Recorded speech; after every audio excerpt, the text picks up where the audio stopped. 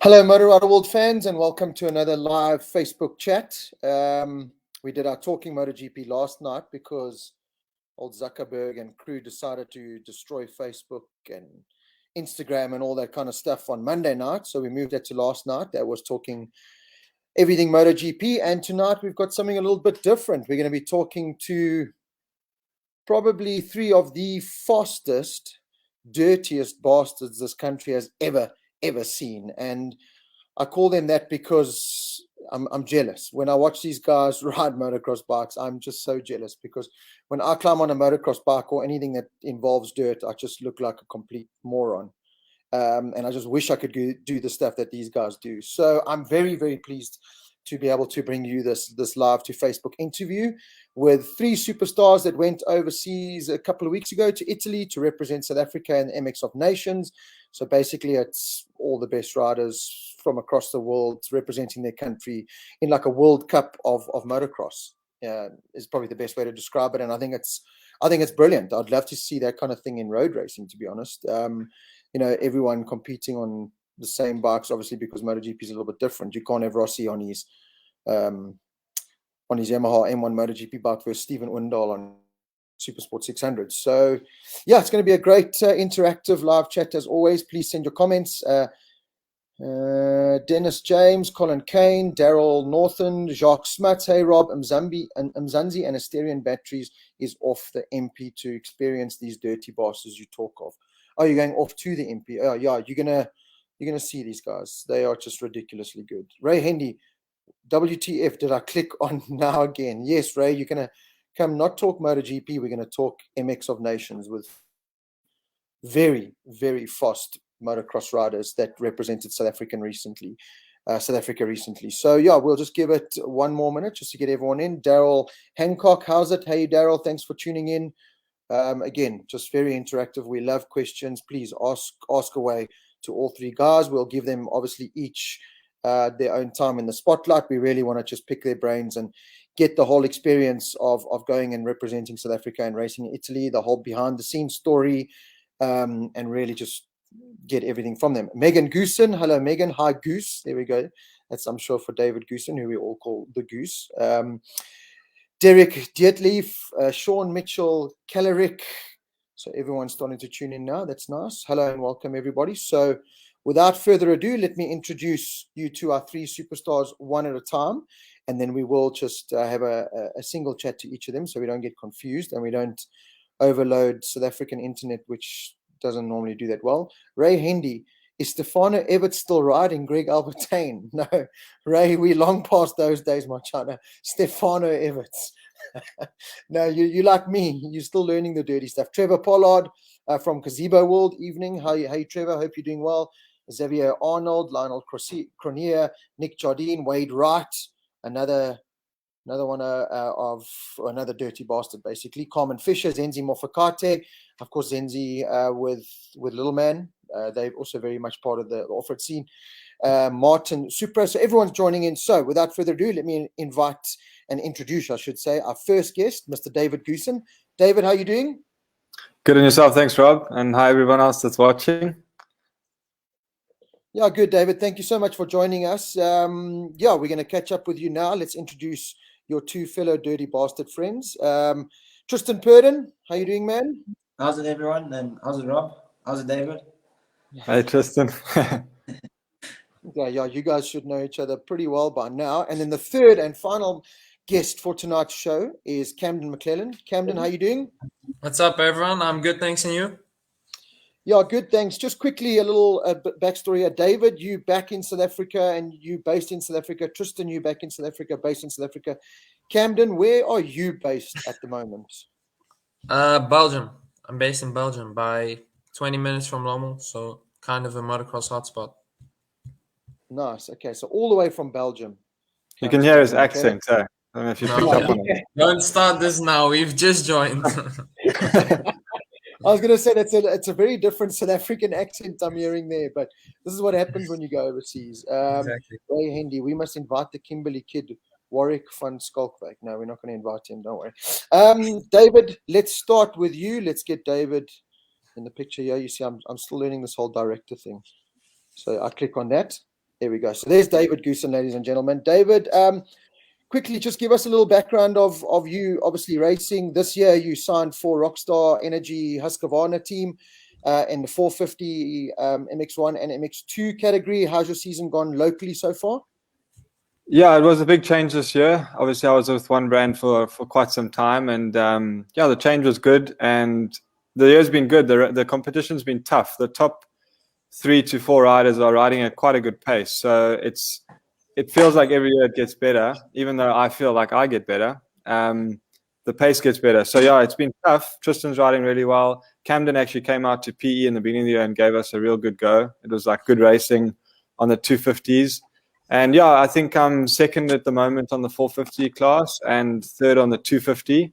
We only have 2 rounds left, so I'm sort of running out of time here to catch these guys. But yeah, going all right. And this year's definitely been one to remember, especially having done this MX of Nations. It's been definitely a highlight in my career. Nice, awesome. Okay, so let's cross over then. Daryl, I've got your questions. I am making notes of them. We'll just get the introductions out the way, and then we'll jump straight into the questions. Okay, Tristan, give us your season so far. Looks like you're having a really good one this year. Yeah, the season's been pretty good this year. We're leading both MX2 and MX1 championship. It's been a goal for a while now to be leading both, and hopefully we can wrap these championships up. We've got stiff competition with David, so the year's been going good. We just had one, okay round in Maritzburg. I struggled a bit in the mud, so then we came back swinging at Chestnut. And then the MX of Nations, that was like a dream come true to do that. I've been growing up watching it and wanted to do it, so we finally did it. And yeah, it was quite a cool experience. Cool. So Camden McClellan, you are in Belgium, as you said. So tell us, what are you doing over in Belgium? Racing. Yeah, of course, the level in South Africa and the money you can make from racing is not as good as it is here. So my parents, they decided, to let me chase my dream. They left everything there. They brought me here, brought my brother also. So it's a whole family thing. They brought me here. They gave me a good opportunity to chase my dream. And that's what I'm doing. I'm racing here, doing the EMX rounds and yeah, some GPs hopefully this year, but we'll see. Yeah. Okay, awesome. So that is the introductions over.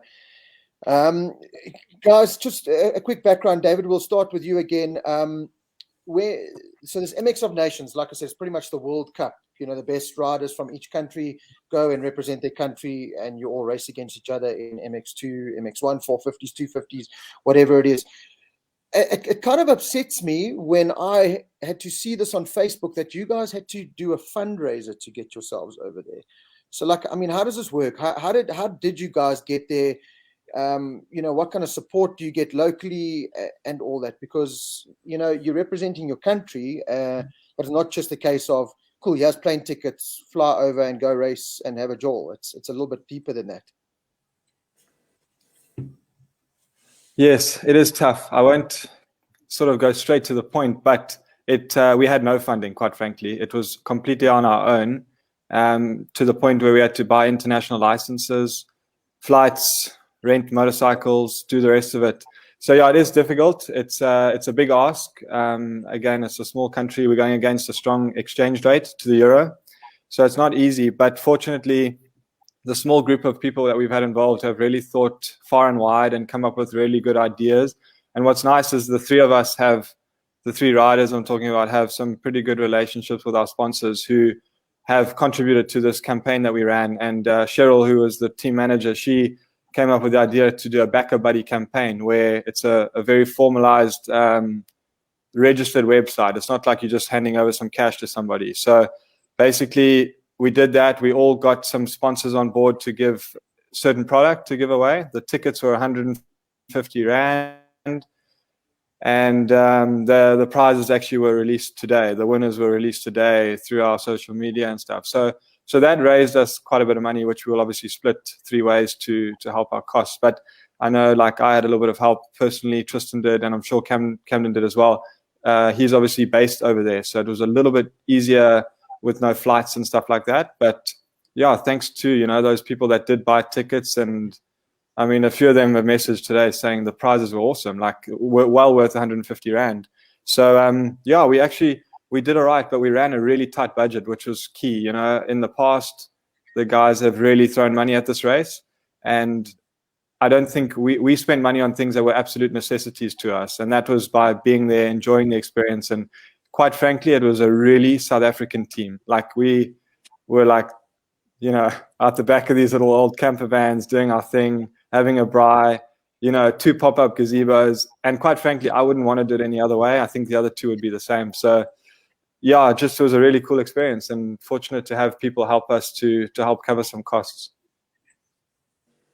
Yeah, I think, you know, South Africans do know how to get behind, you know, fellow South Africans and support. It's always been a great thing. But like Tabiso Fire says, yeah, you know, he's got 2 youngsters growing up in short circuit racing that are supremely talented. But, you know, with racing not being at the top end of all the sports, you know, what is the kind of future for that? And Tabiso says, yeah, this is bad for growth in our sport. If you guys are on the level of these guys and not able to get fully sponsored to represent the country internationally, doesn't bode well. And I agree. I just think it's such a pity that you guys are almost, okay, go represent our country, you know, put the South African flag on your helmet, your chests and everything.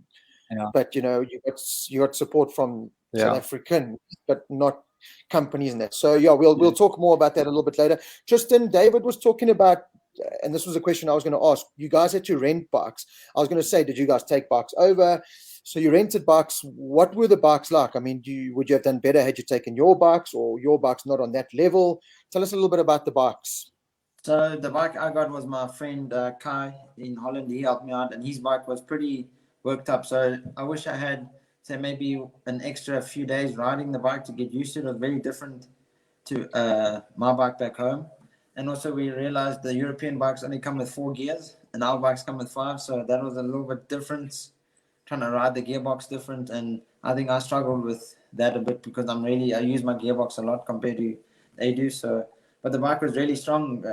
I rode my bike today, and like the power difference was, I could feel the difference. But the bike was pretty good there.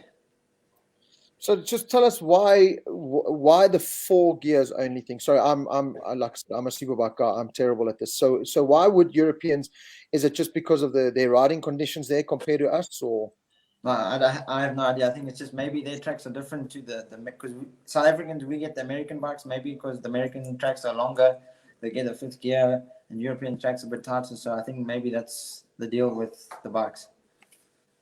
Camden, maybe you can just touch on that a little bit. You obviously were able to ride your actual bike that you race over there in the 250 class. Yeah. I was able to ride my bike. It was perfect timing. We tested brand new race bikes the Tuesday before we had to go to the race, so I had very, very fresh bikes for the race. And but I think, touching on Tristan's thing, I think the reason they have 4 gears is they take the first gear out. So when you shift down, it goes into 2nd gear, because on a 450, I don't think you use a first gear on the track. Okay. That makes sense. David, let's come back to you. Okay, a couple of guys asking you about MSA and helping and that. Look, we know there's problems in MSA. I'm not going to dive too much into it because we don't want to start a whole, you know, strike here and burning laptops and trucks and stuff. But there is a problem. I do think MSA should support more, to be honest. I really do. I think an initiative like this shouldn't have to rely on South African public to raise funds. But like I said, we could debate on that all night. But yeah, everyone asking, sadly, as you heard from David, it was very much a fundraiser. Go there and you slam it, which, like you said, as South Africans kind of like that vibe, you know, back of the camper van, you cook your boerewors, you wash your socks, you wear the same undies for 2 weeks, you know, that kind of thing. It's just the way you do it. David, so just tell us about this event now. You walk in there. I mean, of all your years racing locally and internationally, you've been there, seen there, done it. You've done it all. Walking in there, I saw there was a picture with you and I think Tristan with Kairoli. Seeing those bikes, being in that atmosphere, I mean, just try and give us a little taste of how it all felt. Yeah, absolutely. It's quite surreal. You know, you've seen it on TV, you've dreamt and watched these guys and studied what they do and idolized them for so many years. It seemed that when we arrived, we got there Thursday night quite late to the paddock, so we didn't get to see a lot. We kind of set up and it was dark and went to bed. Friday morning, you wake up to all these big, I mean, in South Africa, there's no camper vans, not one. I mean, one maybe that doesn't come to the track anymore. But you're just surrounded by big motorhomes and all these big, big equipment everywhere, and beautiful motorcycles with gazebos and nice flooring outside. It's just a different world to what we used to. And it's when you're there and you're looking at it, then it really hits home. It's quite surreal. And obviously, it's an MXGP event. It's pinnacle of our sport. So everyone's there looking their best. And we took a walk. I think that's what we did. The three of us actually went out at about 9 o'clock and just walked and kind of looked at the track and walked through the pits. And it's quite cool. You see the mechanics prepping bikes and getting ready. And yeah, Camden's definitely a little bit more used to it. He's in that scene at the moment. But myself and Tristan walked around with pretty big eyes, little hand waves here and there, So it was awesome, though. Like, very overwhelming and just amazing to have got there. And it was crazy to think what we were going into on the Friday. It was crazy. Yeah, Leslie Goosen and Lynn Purden comment here, living the dream and very proud of you guys. And we were. I mean, from my point of view, I know that whole situation is not easy, especially the way you guys had to do it. Very, very proud of you guys. I think we got three of the best to represent us, and I think you guys did an amazing job. Monte, Leonette, not quite SA weather. Yeah, so Tristan, this is what I wanted to talk to you about. I've seen in the past, Richie van der Westhuizen in his prime went over, and he was dominating here at the time and was the next Foster Sting, and went over there and got a hiding. Why is it so different there? Is it literally track conditions? Because I've heard one or two guys tell me that over there, the ruts are 10 times deeper. The track conditions are so much worse. Was it more a case of bike familiarity, or is it a case of the track conditions are just on another level there? Yeah, no, the track conditions are on another level. We went out and track. We thought it would be like more sand, so maybe it was going to suit us better. But underneath it was very hard, and like the track got very choppy. Like, we went out for our free practice on Sunday. We thought maybe they're going to fix the track a little bit. There was not one smooth line for our Sunday free practice. Like, we were getting tired in the free practice, so we're like, I think our biggest issue is our tracks. They don't get so rough because we don't have so many riders on them. So like, my new goal now is try to find the worst track out and go ride it and bust out as many motors as I can on it, and that's the only way we're going to get better to compete that side, I think. And try go over more and compete with them. That's the only way we'll improve our riding against them. So now tell us quickly, obviously I can't remember who asked the question here, but there was this great shot of Tristan Purden in one of the qualifying races, getting the whole shot with all these guys around him that, it just shouldn't have happened, but it happened. Woo! Tell us about that experience. Yeah, it was fantastic. When I and well done to Tegan, who's obviously there right by your side, because she was a social media genius. She sent me a story. She really was a social media genius, keeping us all up to date. So that was brilliant. Well done, Tegan. But that shot, I just looked at it and I was like, yeah, there we go, Tegan. And she's going to want to go with you next time. She has to go with you next time, eh? Yeah, don't leave her yet. So quickly, tell us how that whole shot experience was. And then second of all, in the races and the practice sessions and the qualifying, did you find yourself like literally looking at the guys going, okay, well, I've got to maybe try that. I've got to do this. When a Cairoli or someone came past you, were you like, okay, well, let me learn. I know I'm not going to come here and compete for top 3. That's the reality. But let me at least learn. Yeah, so with our start, we were lucky. South Africa got first gate pick. They do like a lucky draw on the Friday night, and South Africa got first gate pick. So I had some advice because David was the first racer. He went out, and then Cam went out. So I knew like they both got good starts. So I lined up. Lucky we had no one on the inside of us. So like we weren't so nervous. Like David also said, it's like we weren't worried about anyone. It was just the guy on our right. So I just remember the gate flinched and then it dropped again, and I just pulled off and the bike just went straight. I've never had a bike go so straight off the start, because normally, my starts back here, they're not the best. Terrible, yeah. Good jump there, and I remember just going down and trying to keep to the inside, and I came out first, and I was like, okay, let's see. I'm used to this feeling, so let's see what I can do. Then the first guy came off the inside, and then I didn't breathe until I hit the deck. It's so intense. That was crazy. Awesome. Like also David mentioned after his races, like the noise difference. Like we so used to racing ourselves. Now we've got 30 or 40 bikes on the line, and the noise was so different, and like you sound like they're right on you, but they're not really. It's just because there's more bikes behind you. So it was all a learning curve, and I enjoyed it. Did you find yourself like when a guy came past you saying like, okay, let me try and tag this guy, let me learn from him, let me do what he's doing? And I mean, you must have got a little bit shell shocked sometimes seeing some of those big names come past you at the same time. Yeah, I did, but I did pick up a few things they did. They very, like in the corners, they can slide, I don't know, like on the slick stuff, they can turn very quickly. So that's well, my problem was I was standing up a little bit too much in the corner and then going. They just get in and commit straight away. So that I picked up from them. So that's also my next goal, is to start working on that, because that I think is my weakness. I struggle of getting in the corner and committing like they were doing. Okay, a couple of people here. Vanna van der Pfeiffer, best of the best. Grant Hugo, well done, guys. You are awesome. Brent Siren asked here, did you guys use a pedal tire or standard MX tire? Camden, you can maybe answer that for us. So normally when you go to Montevideo, it's normally a sand track. Somehow for this race, the bottom was very, very like frozen almost. It was very slick, very hard, and the top was a lot like powder. So many people, Jeffrey Hurlings, I know he used the mid-soft, which is not the sand tire. I personally, because we were on the inside gate, everything was right for us to get a good start. So I said to my mechanic, I would like to have a scoop on for the start. They prep the start straight, so it's a little bit deeper. So I wanted to scoop on for that. But I think many people, it was very different. I think many people rode the mid-soft like Hurlings, and many people opted for the scoop. But I rode a scoop.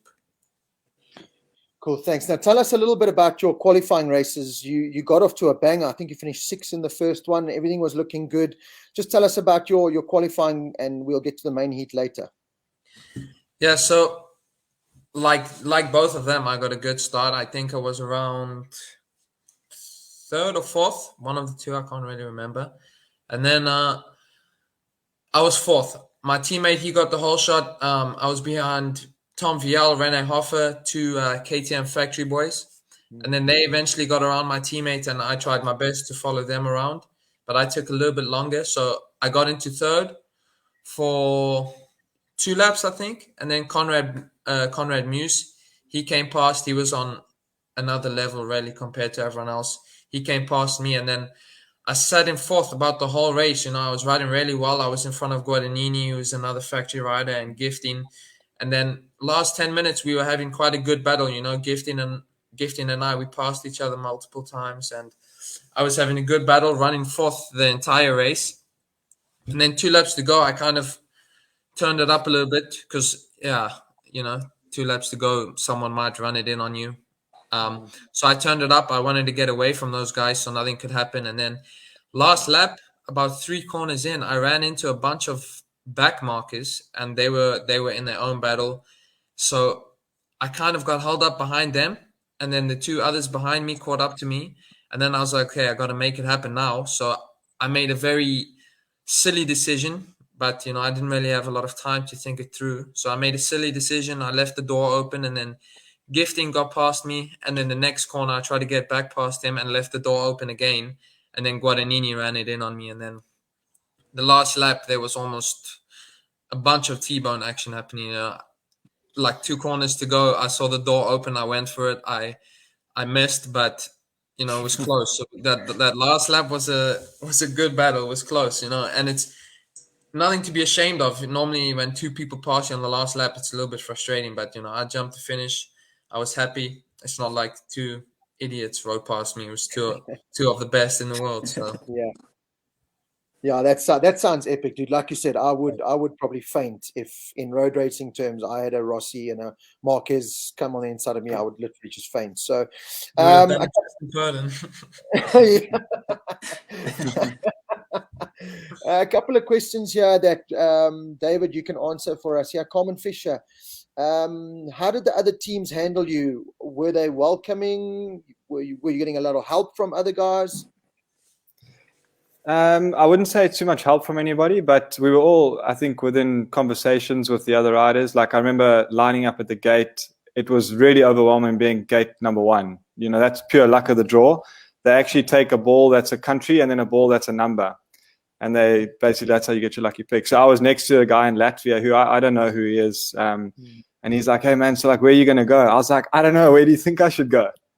So he goes, I would go number one. I said, okay, cool. I'll go number one. So like there was quite a bit of banter with the guys. And I think the whole race is it's an unusual race. You know, it's a once in a year event. And a lot of guys don't do it often. There's a few guys who'll do it every year. They're just solid. But some of those countries have so many good riders to choose from that, it was cool. And we had, I think all of us were chatting around and talking to people and sort of getting our names out there a bit, which was quite cool. And we also looked the part in a way, like our gear looked quite nice. We had bike stickers, you know, all our sponsors at like Bandit did our sticker kits and all the clothing done and everything. It looked good. So we fitted in quite nice. You know, we didn't stick out looking like a third world team, you know. No, I must say you guys did look the part. Considering the story you've just told us about budget and stuff, you guys really did do a phenomenal job. David, answer this question again for us before we cross over to Tristan and we ask you about your qualifying races. Ruan Dietlif, do you guys run stock European spec bikes or complete custom setups like suspension, gear ratios, bars and stuff? I think I could probably answer that for myself and Tristan. For us in South Africa, we're getting American spec bikes. So like Tristan mentioned earlier, it's a 5-speed gearbox. And we're not doing a lot to them. They're pretty, you know, we're both running the factory versions that KTM and Husqvarna offer, which you get your pipe on it and a bit of bling parts that I guess it's just a cheaper way of putting all the bling on, buying it like that, rather than individually adding those items to the bike. So yeah, we run those, and then obviously suspension is a massive game in motocross. So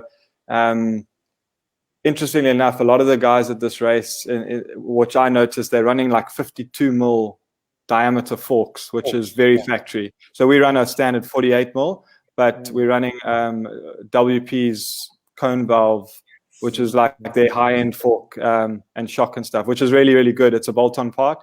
You can obviously customize it. And other than that, it's stock. You know, if we can get hold of VP fuel, which we're allowed in South Africa, then your bike's pretty competitive. They're really good nowadays, yeah. So even like for this race, the bike I rented wasn't fantastic, but I took suspension and handlebars with me. That's all I wanted, and I was comfortable. Okay, cool. Now tell us about your qualifying in that. I mean, we'll talk about your race day disaster and everything that happened there, but your qualifying in that, I mean, you guys did a fantastic job to qualify and get into those main races.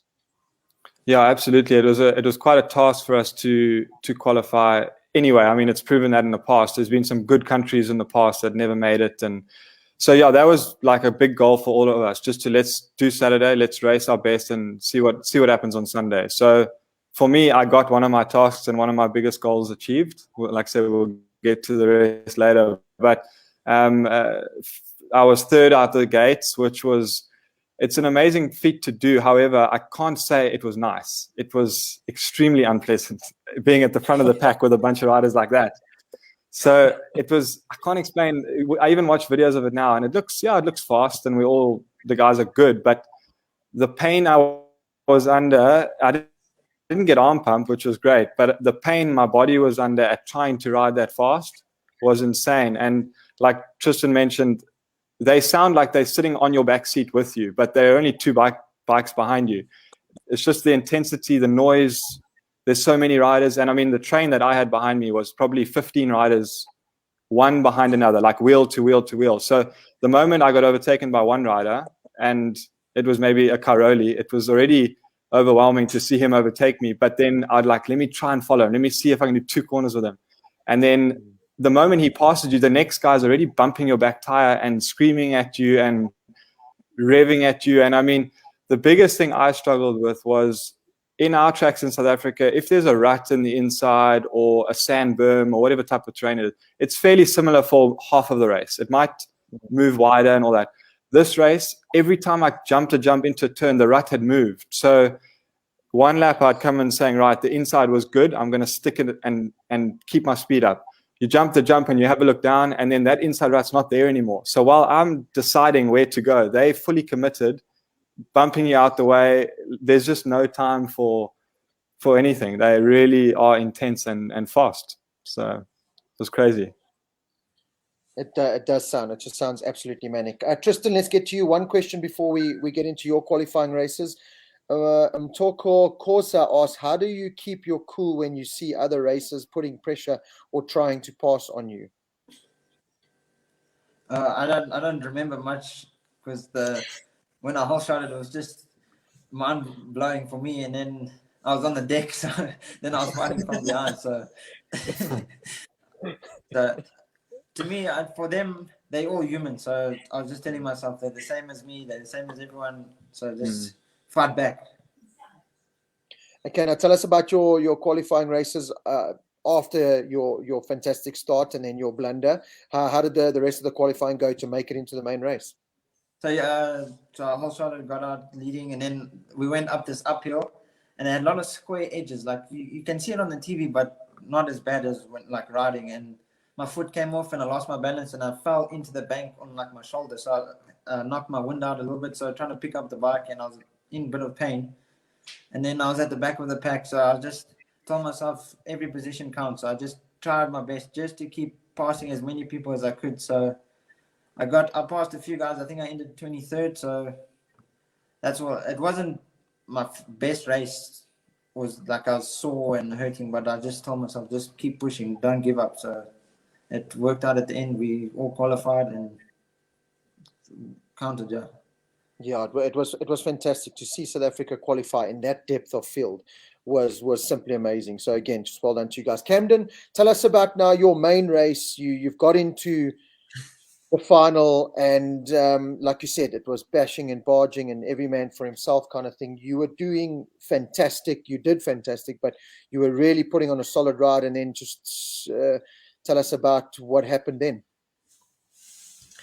Yeah, so Sunday was a mud fest. It was crazy, and we didn't have the best gate pick, because we barely made it through qualifying. Well, not barely, but it was slim through the qualifying. So we had 16th gate pick for me. Unfortunately, I had to line up alone, and I was late and everything because of the COVID situation with David, which I'm sure you'll explain later. And so I was stressing before I got to the gate late. I went on the side lap, and the track was a complete mess. And I was like, "Well, this is going to be interesting, lining up with the 450s, and I'm mid pack. It's going to be interesting." And then I had a mid-pack start. I would say first race, I was behind Liam Everts and Ron van der Moosdijk, so I was not in a bad position. And then about 4 corners in, a rock hit my roll-off strip, and it broke. So I had no more vision.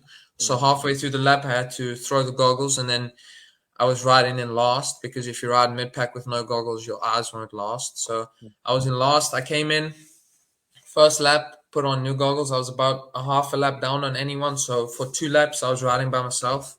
And then I managed to catch my friend Mikkel. He had a crash and got up just in front of me. So we were riding really nicely through the pack. I think I was like the 4th fastest 250 on the track. So I don't know. I was feeling good. I was having fun. And then I was coming through the pack. Well, I think I got to 22nd, which is pretty good out of 40 riders, and then or 33, however many there were. And then last lap, I was about to make the pass into 21st, and my goggles went again, but this time just because the roll was finished, because I was coming through so many riders and it was raining. But yeah, riding was really good, so I was looking forward to the second moto. And then in the second moto, I got a great start, really good start between the 450s. I was about 9th or 10th. And then I'd been having a problem with the guy the whole weekend, the gifting guy. We weren't mates. And then I don't know if it was on purpose or not. It doesn't look like it was, but you never know with that guy. And then he crossed me halfway down the second straight and just T-boned me, and I had a crash. So I was pretty pissed. I went to my bike, picked it up, and then the clutch was broken. So I had no more clutch, and to ride a whole race coming through the pack with no clutch in mud was a little bit risky. So I decided to can that moto and rather, save myself, because I've got a lot of important EMX races coming up. But so unfortunate, but all in all, I was really happy with my riding, actually.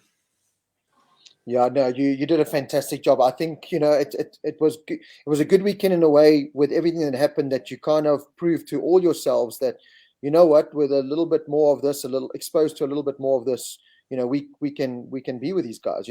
Like Tristan said, at the end of the day, these guys are human. We all look at the MotoGP guys, Cairoli, and you think, geez, that's another level.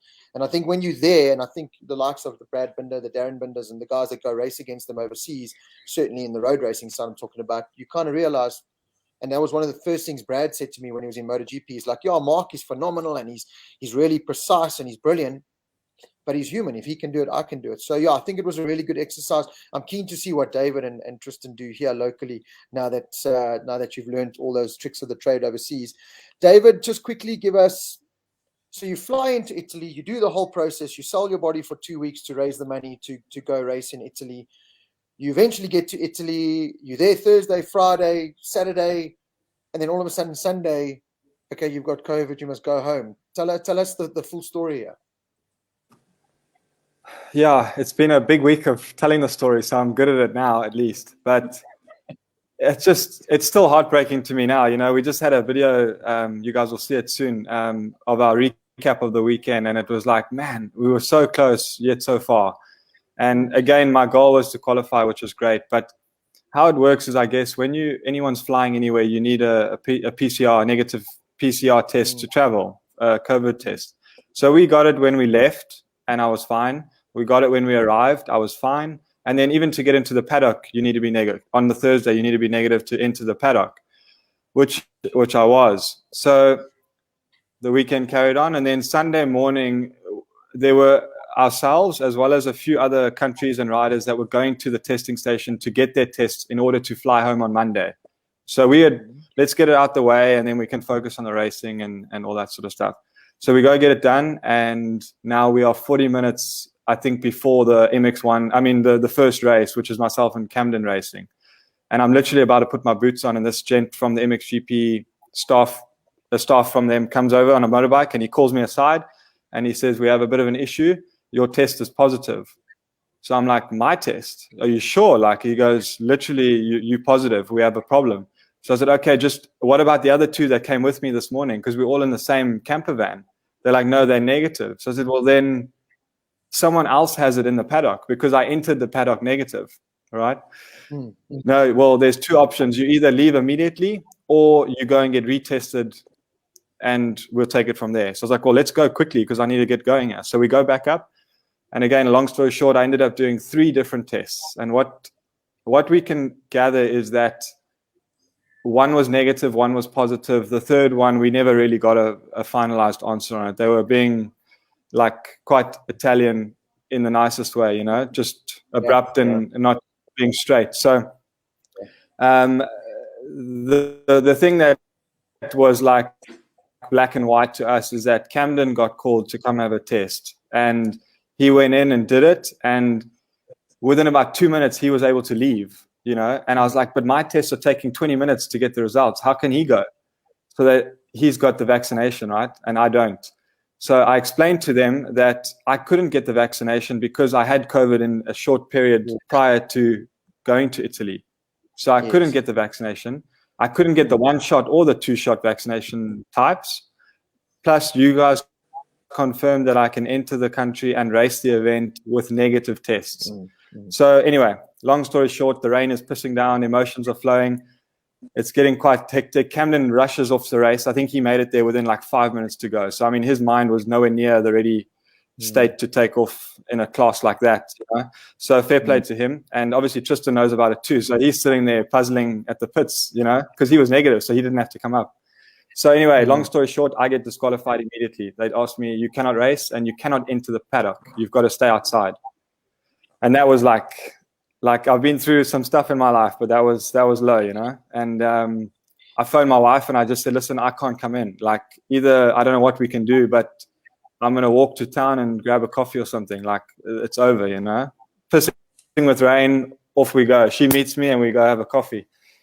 And then I said to her when we sat down, I was like, I know I'm not sick. Like, we've got to prove a point here, or look, the race is done. It's over. But I want to go home now. Like, I really want to get my flight tomorrow. So we go to a hospital and they're not doing the test at that time on a Sunday afternoon. We go to a chemist, they're also not doing it. So there's nothing we can do. Eventually, my mom and dad and my sister, who came over from the UK, they packed up everything, stripped my motorbike. Shame my dad hasn't been on the tools so hard in many years. So he did a great job there. That was his main race, that you call it. And they came out and we drove to a campsite near Verona Airport, where I wanted to get there first thing to get tests done so that I can show either I wasn't sick or, so I can get home. Long story, I did 2 tests, an antigen and a PCR at 9 o'clock on Monday morning, and I received the results at 2 o'clock, and both were negative. I had no problem. So I flew home Tuesday morning, basically. And the worst part is that this little mishap cost me an additional 10,000 Rand by having to change my flights, a night in accommodation, getting 132 euro COVID test done at the airport. So the dream is never replaceable, but that extra 10 grand was a bummer. And at this point, I honestly feel like I would have rather have been positive and officially not been able to race.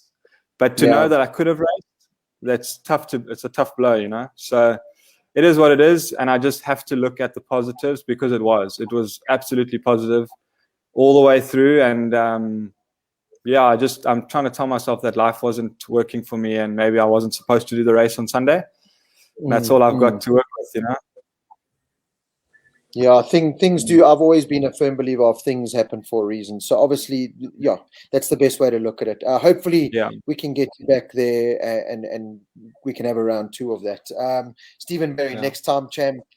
Ray Hendy, that's heartbreaking, dude. Megan Goosen, proud of you, Goose. Brent Siren, mad respect to all you gentlemen. Brett Gouveia. David, with your dad having been your mechanic for so many years and now him living overseas, how did it feel to have him back as your mechanic?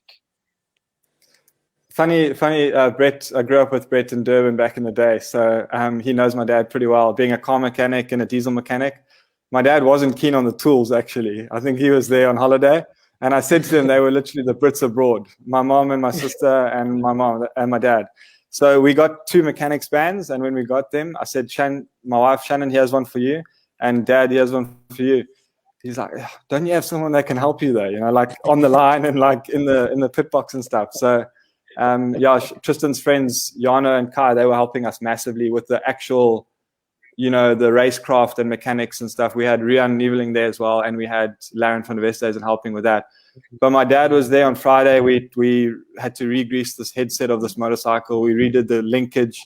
It was definitely somebody's old practice bike that was not in fantastic condition. So we worked well together, and we had a joy doing it. I just didn't have a beer. That was the only thing missing, And my dad enjoyed it though. He absolutely loved it, and he was with my family. Obviously, there was a nice bank where you could see most of the track. So they spent the weekend there watching and just absorbing the whole thing. But it was cool to do some work with my dad like that again.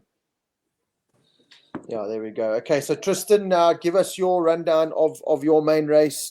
Tell us everything that happened and how it all went down. So first of all, I also saw the FIM official come racing in on the bike to call David aside, and we all think maybe he's done something wrong on the track, like they're coming just to tell him, hey, just be careful. Then he comes in and he says, no, the test is positive. So off everyone races. I'm lost sitting there, and Shannon and I were like thinking, what do we do? Oh, can we still race? And like, we don't know what. Everyone's just left now because everyone had to get tested. And I'm sitting by the pits, and it's raining. I'm like, do I get dressed or do I get the bike ready? Because now my 2 friends, Jana and Kai, also have been tested. So now it's like our mind is all over the show. So eventually we hear what's going on. So I get kitted up, fill up the bike, head off to the line, and then Laren came with to at least help a little bit. But also the sad thing was, like, Cam's family had to watch the biggest race I think Cam raced in the COVID tent. They couldn't even come and watch. So that was also a bit sad for what everything happened. So get to the line, we all there. So I had a quite far outside gate because we let Cam go first. So I knew the goal was just to get out the gate and cut in to get to the inside, but I think that was everyone else's goal too. So I got bunched in. Everyone, goggles are full of mud. Our issues, or my problem is when the mud's on my like goggles and that, like it puts me off a little bit, like looking through a little film and you have to ride a little bit up.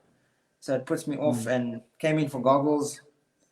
Lucky the 100% guy gave me a set of goggles the first time, and my goal was just to finish after that and just learn as much as I can. I didn't want to give up. If I was getting lapped, I got lapped. I just finished the race. And even in my last race, the track was brutal. It was wet, raining, and I just told myself, just finish. Just do the best you can and come out safe. So that's what I did. And yeah. I think next time this happens, I think we need to try and get the three of you again. And yeah, we get you guys the proper gear. We raise the money to either take your own bikes there, or Rian Neveling needs to pull a rabbit out of the hat. I know he works on the street motorcycle side at KTM, but he must pull some proper factory KTMs there for you guys and Husqvarnas and that kind of thing. But yeah, I really do think that it's, you know, it's nice stories to have, the stories that you guys have come up with, and like you said, the experiences and stuff. But you know, I think it's just such a letdown for me when I look at this, and it can and could be so much better if there was just more support. So yeah, next time I think we're going to go on a huge charge. Camden, how often is this MX of Nations thing? Again, I'm just not very clued up. Is it a yearly thing? How often is this thing? Yeah, it happens once every year. This year was a bit different because normally it's a massive event at the end of the year. You know, this year they had the crowd capacity limit, so only certain amount of fans could come watch. But also it was mid-season. You know, the MXGP part 2 of the season just started now, so some of the top guys, they skipped it because, you know, they're fighting for championships in the world championship. This is just more a world championship for your country, not for you yourself. So it was a bit different, you know. So some people skipped it, but also the capacity limit was very different. Normally, if you, like, for example, 2019 Assen in the Netherlands was full and Team America was there, and they have a massive after party, which the Nations is very well known for. It's a big thing, you know. Everyone goes there to the after party and they have a good time and whatever because it's the end of the season. So it was a bit different this year, but yeah, it happens every year. Okay, cool. So now Tegan Reed has asked you, sitting next to Tristan, asking questions here. How are the teams picked? David, can you answer that question for us? Oh, it's a tough one, really. That is actually a tough question. It's not done on national champions or your best riders at the time. I can be quite frank on that because I've been a champion twice. I've had red plates twice and I've never gone. And maybe it's financial reasoning. It's, again, we can go on and on about the MSA thing. It is what it is. And I can tell you now, our country is not the only country that faces politics when choosing a team. I know I used to live in Northern Ireland, and I know they had an extremely political choice in riders, and it went on and on and on. So I would rather say I wish it was on, you can be a champion, but you can be coming last. You might have a bad year, you might have had an injury. It's not really relevant. However, if you are doing well, you're running with a red plate, that means you are currently right now the best rider that you've got. And obviously one or two to follow. And then you need to break it down to your classes. Obviously, you need a good 250, and then you need a solid 450 rider. So a lot of countries play around with their riders by, two of them, exactly. And a lot of countries play around with their riders because, in our example now, I would have loved to race a 250. However, what bike would I ride? You know, where are you going to get a bike? Camden is there racing a good bike with a good team. He's got a solid foundation.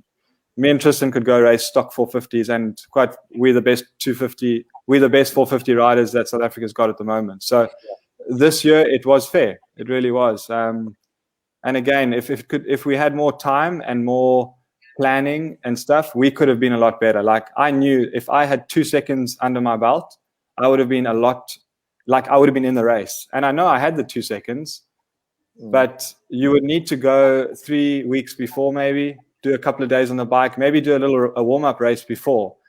The way we did it this year was like in absolute desperate time, effort. It was a gnarly process. Like, I've never been so stressed trying to do something And unfortunately, on my side, it showed. I rode like whatever at the national the weekend before. I wasn't there, unfortunately. Yeah. But ideally, you're going to a gunfight with a knife the way we did it. It was tough. So if it could be done properly, like next year, whether I'm in it or not, it doesn't matter. It's more about the country. And if the guys could choose a team up front and early, get fundraisers going, get them out there early, get the guys ready and show what South Africa can do, because we're good. We are good and we can feature there. I agree. And I kind of look at the situation now. If, in the perfect world, there should be someone at MSA that's appointed to look after situations like this. Cool. We shouldn't be having Tristan's girlfriend handling a Facebook page and social media for Team SA. Shouldn't be happening. There should be a marketing person or company within MSA that go, cool, we've got this MX of Nations event. Let's pick our South African riders. Right. At the moment, David, Tristan, Camden are the best scattered around the world, but this is our best choice. Let's go with them. Right. How much money do we need? MSA aren't going to put anything in. Cool. Let's go find sponsors. You're a part of the government institution. You've got to find ways of getting money. But I look at this now and I go, right. So now we've got 3 guys that have experienced this for us. To now go throw 3 new guys into the situation next time out to do exactly what you guys have done and learn the ropes and learn everything, to me just makes no sense. To me now, we find a foundation, we go, right, David, Tristan, Camden, no matter what happens, you are 3 riders for next year. We're going to start working now at finding you money, getting you one, Tristan and David, getting you 1 or 2 wildcard rides, sending you over to do some riding with Camden. You've got Camden set up there. Go sleep on the guy's couch. Go sleep in his toilet. You know what I mean? Go. The guy will gladly take you in. But get there, get some saddle time in. And I'm hoping that interviews like this, I'm going to try and expose this as much as I can. It's crazy to me that other media outlets haven't even got hold of you and wanted to do the same thing. I think we need to take what you guys have done from, a Tegan Reid handling the Facebook page and the social media and not even featured on any of the pages, to not front pages, because it's sad it'll never be there, but certainly put it in the spotlight here and say, right, we've got 3 guys that are more than capable of going overseas and performing. Let's give them the resources now to do that. And I think that is certainly what I'm going to take up. I see Stephen Berry said here, we're going to stick all together and we're certainly going to make this happen. And Tegan, if you are going to be handling it, I think let us know as soon as the announcement's made that hopefully these 3 riders will be selected again. Give us a little bit more time and we'll bang this. Let's get more money. Let's get you guys over. Let's get you some more riding. We've got the contacts. Rian Neveling is in KTM head office. I mean, you can't get a better contact than that kind of thing. So I've always lived my life as kind of not what you know, but who you know. Let's pull all those resources. Let's smack Brad Binder around a little bit and maybe, get him to help us somehow. We've got all these resources and we're not using them. And, we can, again, guys are going on here about MSA. Forget about MSA. We can't rely on MSA, unfortunately. So let's take it into our own hands and let's make this work. Again, everyone is just going on here about how proud they are of you guys. It's fantastic. You did a phenomenal job. Again, Tegan, you did a phenomenal job behind the scenes, keeping us up to date. We're going to have a final word with all you guys. Camden, tell us the rest of your season. What's the plans, and have you got any plans that you can tell us about for next year? So now I've got 5 more European Championship races left. Those are my main championship. Yeah, that's my main championship. Sorry, and then I have some Dutch races, and that's about it. Season's kind of coming to a close, so that's all. And then I can't really say much about next year, but we're figuring out plans and stuff. Are you still? You're not. Please don't tell me you're coming back to South Africa. No. No. Okay. Tristan doesn't want me there. Definitely not. Tristan and David don't want me there. I beat you once. That's all I wanted to hear. Give me once. So keep us updated with your Facebook and your social media, please. We're going to really just start boosting this. I think not just the 3 of you guys. I think there's a lot of South Africans doing fantastic things in all forms of motorsport overseas, and it's up to us to get behind them. Shane Rutherford, geez, there's a blast from the past, designing and painting, hand painting your beautiful helmets. Tristan There's and the David. one. Yeah, in Yeah, the where's back. it? Show us. There it is. Look at that bell.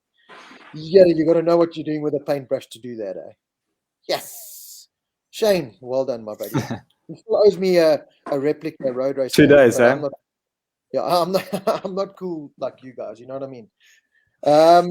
Tegan, yeah, your head is big, but it's fine. You did a fantastic job. I'll blow it up even bigger. You did a There she is. fantastic job. There's our bill. Sent me a story. She sent me pictures. She was just this machine. And like Brent Siren, don't think the background staff get enough credit. I know I said above respect to you gentlemen, but well done to the background guys. And I think it's also a big pat to get on the back to your families. You know, if I look at me being a father now, and if I look at some of the fathers in the road racing side and in the MX side, you know, it's sometimes very hard when you know your son's got the talent. The three of you have got the talent. Camden, your family sold up here, took themselves out of their comfort zone so that their boys could live the dream. Tristan, your parents are sitting here going, you know what, I wish I could just give you guys millions to go do it. I know my mom always tells me she's going to one day win the European lottery and she's going to sponsor me a ride. And I'm like, Mom, I'm 39 years old now. That dream has sailed. Like, I just want to pay my kids' school fees. I want to pay my medical aid on time. So, like, I'm sweet. But yeah, a big pat on to the back to everyone involved, the families. You know, it's hard. It really is. I've been through it. It really, really is tough. I don't think people know how tough it is, but you had the opportunity, and I think that's the key point. And I think we've got to now really just draw this home. I think we've got to take this to the next level because, like you said, I think you guys proved the point. I think Tegan made note of it here. It was the first time South Africa qualified in a while. To qualify in the field of riders and the competition that was there, I mean, MX is on another level. I watch the MXGP and Supercross, and that it's ridiculous what you guys are doing these days. So I think with a bit more support, we'll get you guys there. So just keep sticking at it. David, your plans for the rest of the year and going forward?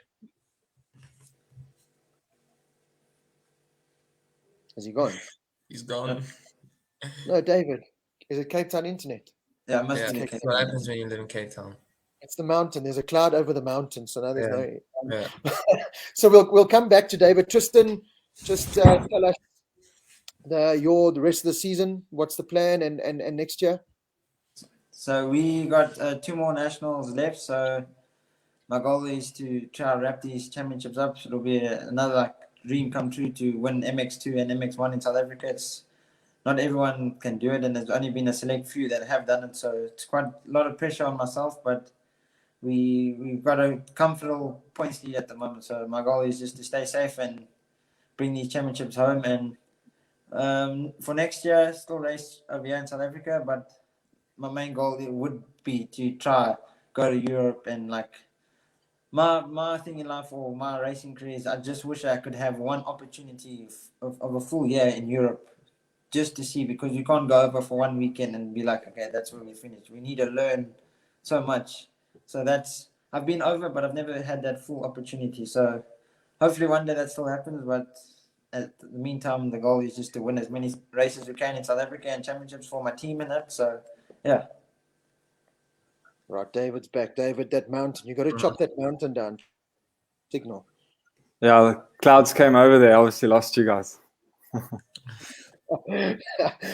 Before you tell us about your rest of the season and next year, I've got a lot of people. Wade Wright, who was a former dirty bastard, but he now races street bikes and stuff with us, and he's doing very well.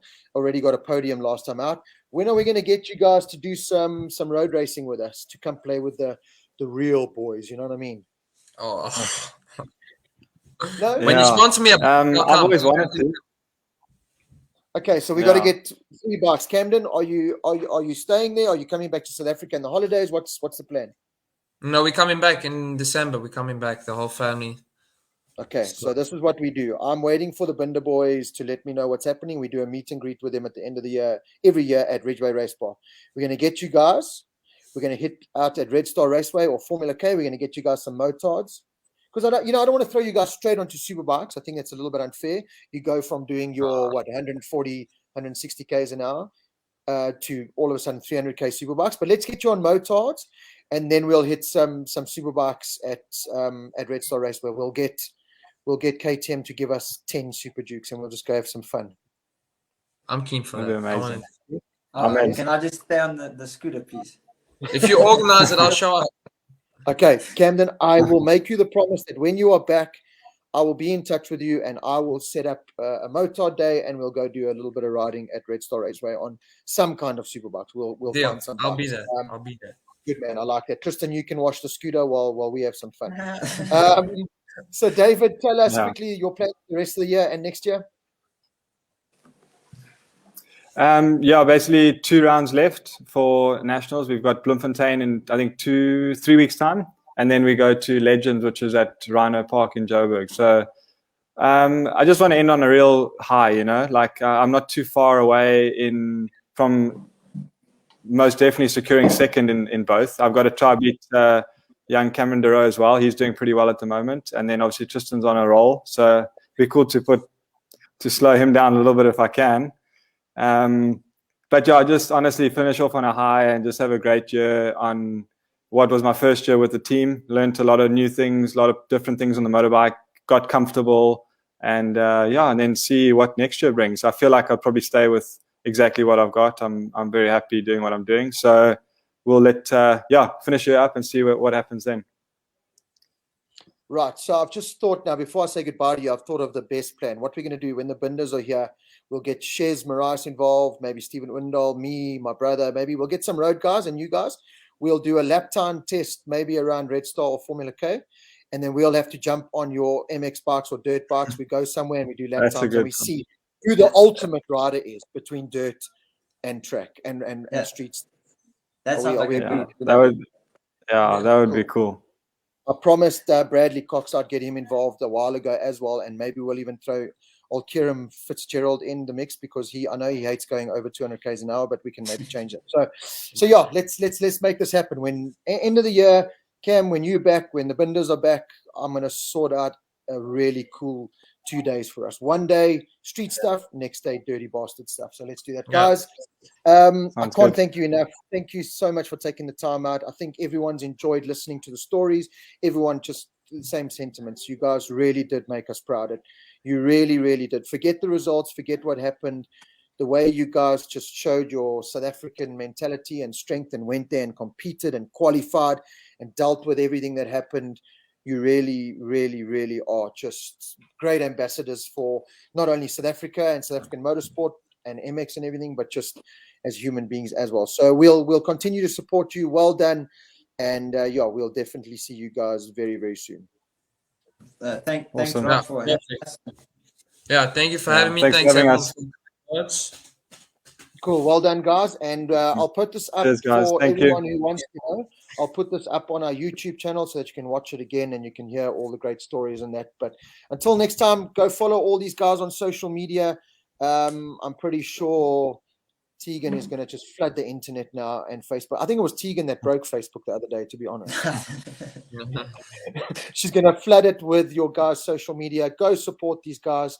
Get behind them, because at the end of the day, the more we expose them, the more money we can get for them, the more support we can give them, the better chance they have at going out there and destroying all those European bastards. Until next time, from myself, Rob Portman, thank you so much for tuning in. Have a great rest of the week and keep well. Cheers, guys. Cheers, everyone.